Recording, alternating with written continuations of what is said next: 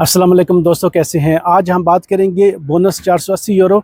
ये ऐसी माएँ जो कि इटली के अंदर काम करती हैं और उनके बच्चे जो हैं उनकी उम्रें कम से कम 2 बच्चे जिनकी उम्रें 10 साल से कम हैं। और ये जो बच्चे हैं ये माँ जो है उस पे कारिको हैं, यानी कि उसके अंडर हैं। तो ऐसी माएँ जो कि काम करने वाली हैं और बच्चे उनकी ज़िम्मेदारी हैं, उनके लिए ये बोनस मामा है। 480 यूरो टोटल है और 12 महीने ये मिलेगा, फ़ी महीना 40 यूरो।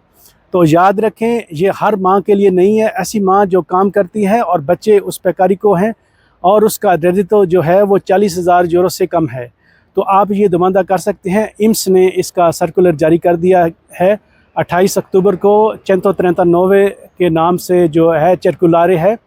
तो आप इम्स की वेबसाइट पे जाके या काफ पत्रोनात पे जाके इसकी मज़ीद मालूमात ले सकते हैं। नुमाइंदा करने की जो पहला मरला है वो दिसंबर का पहला हफ़्ता, उसके बाद कुछ और शराइत और जो मुख्तलिफ़ कैटेगरीज़ हैं माओं की जो काम करती हैं वो तकरीबन 31 दिसंबर तक भी है।